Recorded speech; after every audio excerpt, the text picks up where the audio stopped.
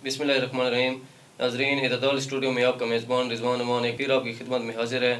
आज हमारे साथ डेरा इसमाइल खान के मरूफ माहिर तलीम शाह बराम साहब तशरीफ़ रखते हैं। शाह बराम साहब सूबाई जनरल सेक्रेटरी वहदत उस्ताज़ा खैबर पख्तूनख्वा और बतौर SST साइंस खिदमत सर अंजाम दे रहे हैं। इंतहाई फ़ाल और उस्ताज़ा खिदमत में हर अव्वल दस्ते का किरदार अदा कर रहे हैं। नाज़रीन, आज हम इनसे ये पता करेंगे कि जो कोरोना की सूरत हाल हुई, खैबर पख्तूनख्वा के सारे स्कूल बंद कर दिए गए हैं, उस्ताज़ा घरों तक महदूद हो चुके हैं, बच्चे घरों तक महदूद हो चुके हैं और स्कूल की जो निसाबी गैर निसाबी जो सरगर्मियाँ थीं वो ख़त्म हो चुकी हैं। आज उस बारे में इनसे हम पता करेंगे कि इनके क्या ख्यालात हैं। सबसे पहले शाह बराम साहब, हम आपका शुक्रिया अदा करते हैं, आपने अपने कीमती वक्त में से टाइम निकाल के तदाल स्टूडियो को वक्त दिया। सर, हुकूमत ने मैट्रिक और इंटर इम्तिहान के मनसूख होने के हवाले से जो हालिया फैसला किया, इसके बारे में आप क्या कहेंगे? औज़ुबिल्लाहि मिनश्शैतानिर्रजीम, बिस्मिल्लाहिर्रहमानिर्रहीम। सबसे पहले तो मैं रिजवान अमान साहब आपका इंतहाई मशकूर हूँ कि आपने मुझे स्टूडियो में बुलाया और मुझे कुछ कहने का मौका फ़राहम किया। चूँकि मेरा ताल्लुक़ एजुकेशन से है और तकरीबन 22 साल हो चुके हैं कि मैं फ़रज़ मनसबी सर अंजाम दे रहा हूँ इस डिपार्टमेंट में।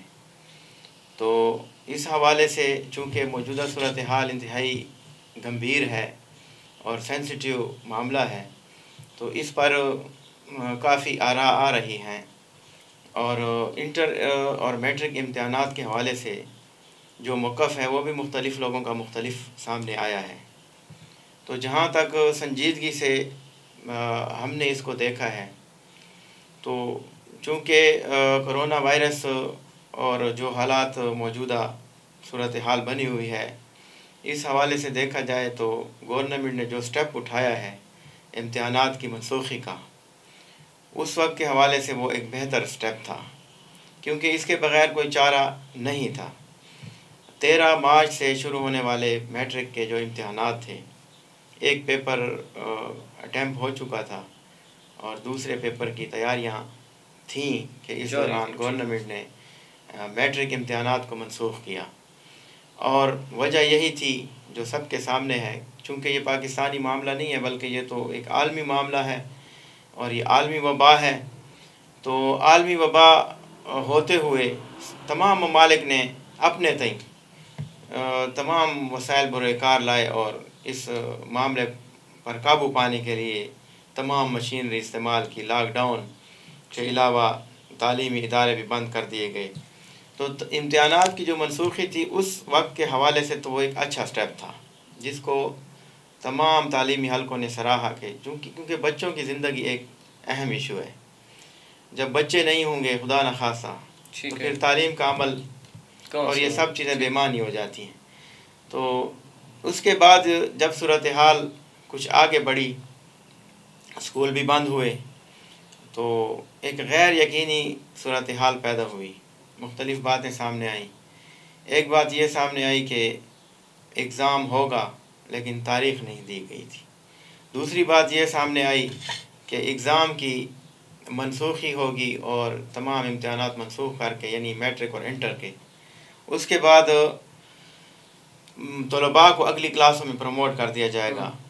और उसके लिए उन्होंने बाद में फिर फ़ैसला भी कर लिया, वफाकी हुकूमत ने सूबों को एतमाद में लिया, तमाम बोर्ड्स को एतमाद में लिया और ये फ़ैसला किया कि जितने भी तलबा हैं 9th और 10th के और इसी तरह इंटर में फ़र्स्ट ईयर और सेकंड ईयर के, उनको अगली क्लासों में प्रमोट कर दिया गया है।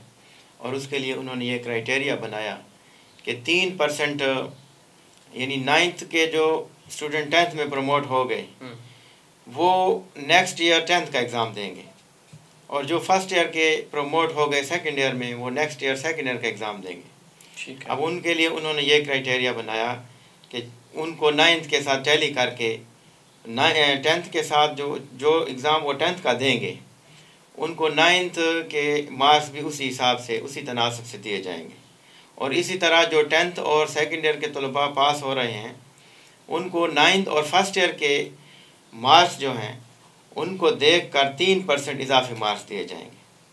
अब इसमें मेरे सामने जो बात बड़ी अहमियत की हामिल है वो ये है कि 20% ऐसे बच्चे भी हैं जो इम्प्रूवमेंट करना चाहते हैं या प्राइवेट हैं या लेस दैन 40% मार्क्स उन्होंने लिए हैं, 40% से कम पेपर उन्होंने पास किए हैं।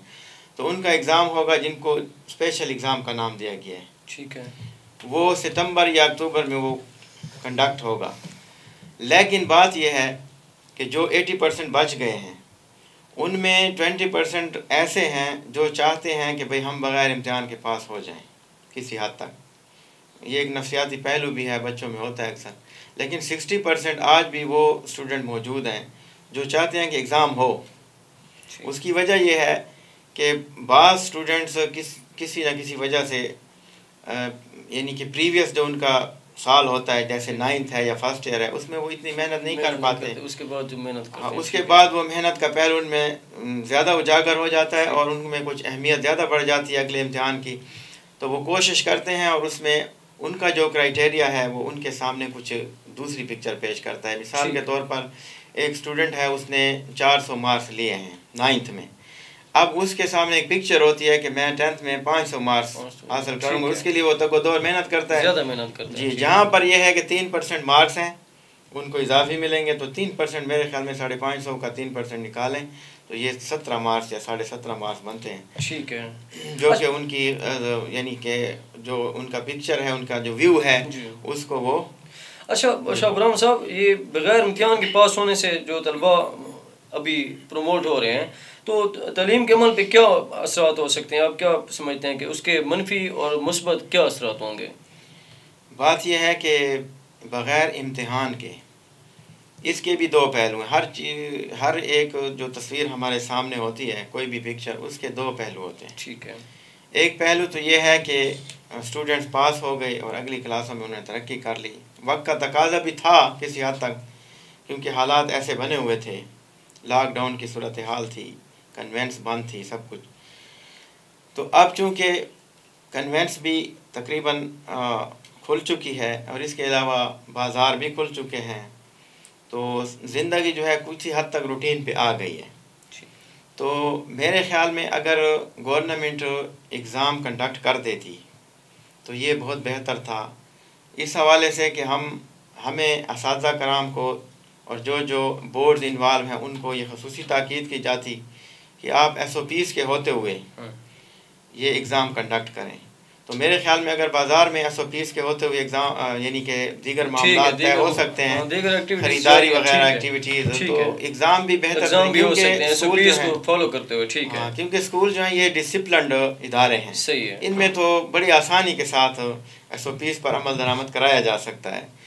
تو اب اس کے جو اثرات ہیں وہ دو قسم کے ہیں، دو پہلو ہیں. ایک تو یہ ہے کہ اسٹوڈنٹ میں ان اسٹوڈنٹس میں جو چاہتے ہیں کہ کسی نہ کسی طریقے ہم ایگزام پاس کر لیں، تو ان کے لیے تو یہ خوشی کی بات ہے اور وہ سیٹسفیکشن میں آ گئے ہیں کہ چلو ہم بغیر امتحان دیے پاس ہو گئے.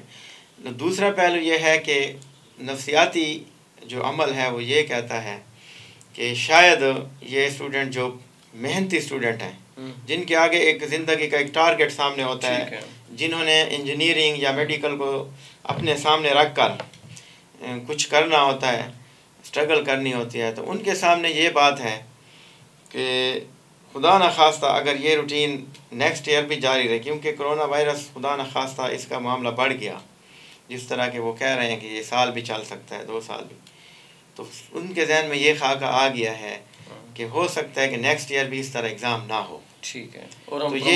اور ہم پروموٹ ہو جائیں. تو یہ ایک نیگیٹو پہلو ہے. اس سے جو محنت کا اور جدوجہد کا اور جو اسٹرگل بچے کرتے ہیں نا، وہ جو ایک جذبہ ہوتا ہے وہ ایک جگہ پہ رک جائے گا، اس کا جذبات رک جائیں گے اور ہو سکتا ہے کہ وہ محنت نہ چھوڑ دی جائے. اگر محنت کرے بھی صحیح تو اس طریقے سے جیسے پہلے محنت کر رہا تھا ویسے محنت نہ کرے. اسی طرح اسکول بند ہیں تو اسکول کھلنے کے چانسز جو ہیں وہ فی الحال تو 15 جولائی تک وقت دیا ہے. یہ امتحان میں اسی طرف آ رہا ہوں. میرا سوال نیکسٹ سوال بھی آپ سے یہی ہے کہ امتحانات کی منسوخی کے بعد ہم دیکھتے ہیں اسکول بند ہو گئے ہیں نا، اب یہ بھی ہو سکتا ہے کہ اس میں ایکسٹینشن ہو جائے، اس ڈیٹ کو ایکسٹینڈ کر دیا جائے. تو اب کیا دیکھتے ہیں کہ اس فیصلے جو حکومتی فیصلہ ہے کہ طویل مدت کے لیے اسکول بند ہو جائیں، تو کیا اس کے اثرات کیا پڑیں گے بچوں پہ اور تعلیمی سرگرمیوں پہ؟ اوورآل آپ کا کیا ویو ہے اس پہ؟ لیکن رضوان بھائی، جہاں تک اسکول بند کرنے کی بات ہے، شروع میں جو گورنمنٹ نے اسٹیپ لیا ہے وہ تو ٹھیک تھا، اس لیے کہ اب कोरोना वायरस के हवाले से कोई ख़ास पिक्चर गवर्नमेंट के सामने नहीं थी, और ये एक अचानक वबा आ गई। तो अब इससे निपटने के लिए उन्होंने क्या करना था? ज़ाहिर बात है लॉकडाउन करना था, इदारे बंद करने थे, क्योंकि ये गैदरिंग की वजह से ज़्यादा ट्रांसमिट होता है। ठीक है। तो अब वो बात तो अपनी जगह पर ठीक थी, लेकिन जूँ जूँ हालात अब आगे की तरफ जा रहे हैं, गवर्नमेंट भी इम्प्रूवमेंट कर रही है SOPs के हवाले से, मुख्तलिफ़ इदारों को खोल रही है जो बंद थे पहले, मुख्तलिफ़ शोबों को खोल रही है जो पहले बंद थे, और उनको इस बात पे यानी मजबूर किया जा रहा है कि आप SOPs के होते हुए अपना निज़ाम चलाएं। तो जब सारी चीज़ें अपनी जगह पर ठीक हैं और SOPs के होते हुए वो काम कर रही हैं, तो मेरे ख़्याल में अब इदारों को खोल देना चाहिए। हो सकता है कि जून में गवर्नमेंट इस पर आमादा ना हो, क्योंकि सख्त मतलब आप ये समझते हैं आप ये समझते हैं कि अगर मौजूदा सूरत हाल में जो स्कूल हैं अगर खोल दिए जाएँ और SOPs पे अमल दरामद किया जाता है तो उस पर आप काफ़ी हद तक कंट्रोल कर सकते हैं, कमांड होगी बच्चों पे और कोरोना वायरस की रोकथाम पे। मेरे ख्याल में तो इसी तरह ही है। जैसा कि अब गर्मी का मौसम है, जून का महीना है, ठीक है, तो इसमें वो ज़ाहिरी बात है वो टाइमिंग तो नहीं हो सकते क्योंकि शदीद गर्मी है और बच्चों को ये मसाइल भी दरपेश होंगे। लेकिन एक मुख्तसर वक्त के लिए अगर गवर्नमेंट 15 जून से या 1 जुलाई से, या वैसे एक मेरे जहन में प्रपोजल आ रही, ठीक है, अगर स्कूलों को मुख्तसर वक्त के लिए 3-3.5 घंटों के लिए खोल दे तो इससे 2 फ़ायदे होंगे। एक तो बच्चों में जो इस वक्त खेलों की तरफ या दीगर सरगर्मियों की तरफ रुझान बढ़ गया है और वो तालीमी अमल से बिल्कुल यकसर तौर पे हट चुके हैं, तो वो थोड़ा सा अपने यानी मंजिल की तरफ आ जाएंगे और उनके जहन में ये पहलू ख़त्म हो जाएगा, ये नफसियाती तौर पर उनके जहन में ये बात आ जाएगी कि हमने पढ़ना है और स्कूल जो है अपनी रनिंग पोजीशन में आ गए। तो एक तो फ़ायदा ये है। दूसरा फ़ायदा ये होगा कि उनका जो कोर्स है जब वो प्रमोट हो चुके हैं, यानी मैं सबकी बात कर रहा हूँ प्राइमरी से लेकर सेकेंडरी और हायर सेकेंडरी सब, ठीक है, तो अब वो नेक्स्ट कोर्स उन्होंने पढ़ना तो है, गवर्नमेंट ने किताबें तो उनको प्रोवाइड कर दी, तो पीछे अगर रिवीजन होगी तो आगे आसानी रहेगी उनको। जी। अब जबकि लॉकडाउन भी है और स्कूल भी बंद हैं और उनकी तमाम तर जो जहनी टेंशन है वो तालीम से हट कर दीगर सरगर्मियों की तरफ है, तो इस माहौल में हम उनसे क्या तवक्को रख सकते हैं पढ़ाई के हवाले से। तो ये वाहिद हाल है कि मुख्तसर वक्त के लिए 15 जून से या 1 जुलाई से स्कूलों को खोल दिया जाए और तालीमी सरगर्मियाँ जारी कर दी जाएँ। इससे क्योंकि हम असातिज़ा कराम इस चीज़ को देख रहे हैं कि हम बच्चों को जब इस हाल में देखते हैं कि वो गली कूचों में घूम रहे होते हैं और मुख्तलिफ़ एक्टिविटीज़ में हिस्सा लेकर अपना वक्त ज़ाया कर रहे होते हैं, बात है तो वो जो उस्तादों के और शागिर्दों के दरमियान अटैचमेंट, हमें तो इस पर दुख होता है। सही बात है, काफ़ी दुख होता है और हम चाहते हैं कि स्कूल खुलें, SOPs के होते हुए खुलें।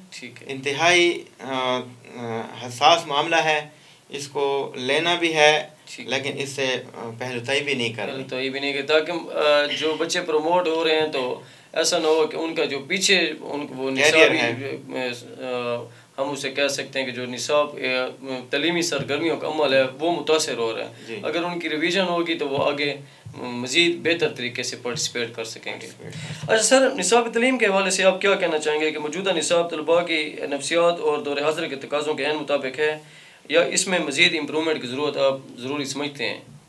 देखिए, निसाब जो होता है किसी भी तालीमी अमल में इसका एक मरकज़ी किरदार होता है, ये ढांचे की हैसियत रखता है। अब निसाबी ढांचा अगर असासे पाकिस्तान और तलबा की नफ्सियात और जदीद दौर के जो तकाज़े हैं उनके मुताबिक होगा तो उससे जो हमारी नई नस्ल परवान चढ़ेगी, पढ़कर आगे जाएगी, तो ज़ाहिरी बात है कि वो उसको अचीव करेगी और आगे जो है ना मुंतकिल करने का ज़रिया बनेगी। एक अच्छे शहरी और एक अच्छे मुसलमान होने की हैसियत से वो हमारे सामने आएगी। अब जहाँ तक निसाब का ताल्लुक़ है तो गवर्नमेंट ने पहले एक स्टेप लिया था, उर्दू मीडियम को इंग्लिश मीडियम में कन्वर्ट कर दिया तमाम क्लासेस को। एक अच्छा स्टेप था क्योंकि हमने दुनिया के साथ भी मुकाबला करना है, ठीक है, इंग्लिश लैंग्वेज हो गई।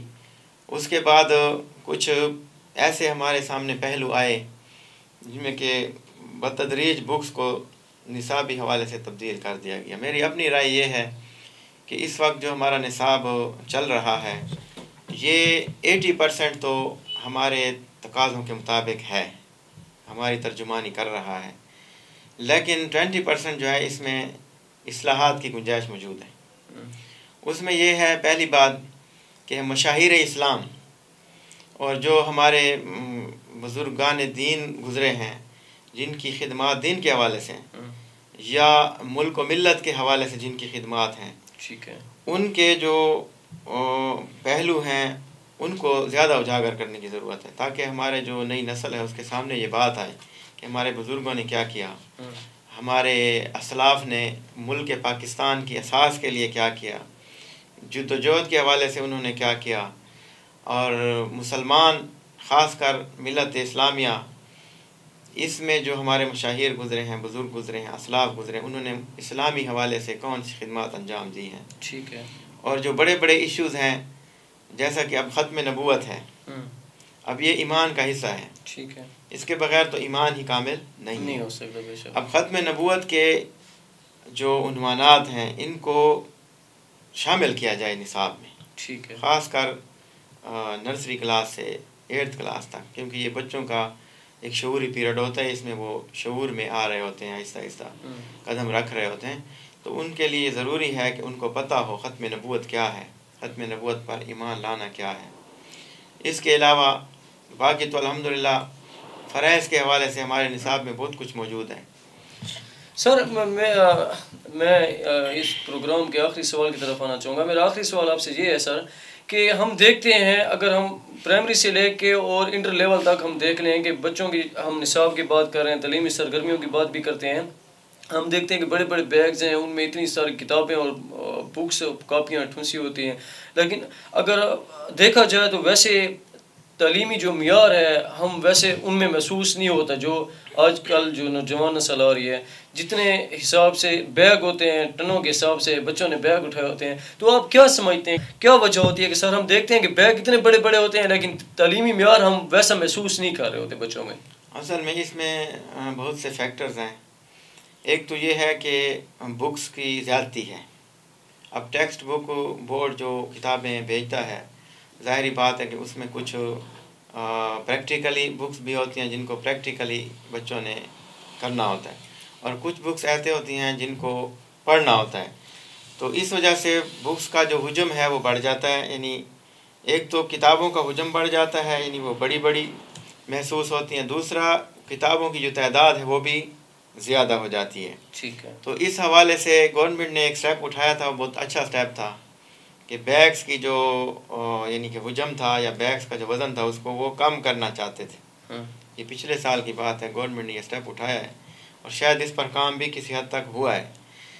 تو میں یہ چاہتا ہوں کہ اگر جو ہماری کتابیں ہیں نرسری سے لے کر انٹر لیول تک کی یا آگے، اب ان کے لیے یہ ہے کہ جو ضروری ٹاپک ہیں جن کا تعلق ہم یعنی ہمارے کورس کے ساتھ ضروری بنتا ہے، ٹھیک ہے، تو ان کتابوں کو مختصر سے مختصر کر کے اس میں دوبارہ جو ہے جدت لائی جائے، ترمیم کی جائے، اور یہ جو غیر ضروری مواد ہے جو ہم سمجھتے ہیں کہ اگر یہ بچہ نہ بھی پڑھے ٹھیک ہے، تو اس کی تعلیم پہ حرج نہیں ہوگا، تو اس غیر ضروری مواد کو اگر تھوڑا سا ہٹا دیا جائے تو میرے خیال میں ایک بیگ جو ہے اپنی اصل پوزیشن پہ آ سکتا ہے۔ ٹھیک ہے، سے بچوں کے لیے بھی اٹھانے میں بھی کوئی مسئلہ نہیں ہوگا، پڑھنے میں بھی مسئلہ نہیں ہوگا، سمجھنے میں بھی مسئلہ نہیں ہوگا۔ تو جو ضروری ٹاپکس ہیں جن کے بغیر تعلیم ادھوری ہے، ٹھیک ہے، ان کا ہونا تو اصل ضروری ہے۔ ٹھیک، باقی جو غیر ضروری ٹاپکس ہیں تو میرے خیال میں اگر ان کو تو ویسے دوبارہ اثر نو اس پر نظر ثانی کی ضرورت ہے۔ ٹھیک ہے، بہت شکریہ شاہ ابراہیم صاحب۔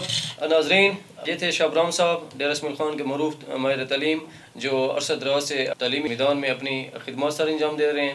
اس کے ساتھ ہی اپنے میزبان رضوان امان کو اعتدال اسٹوڈیو سے اجازت دیجیے۔ اللہ نگہبان۔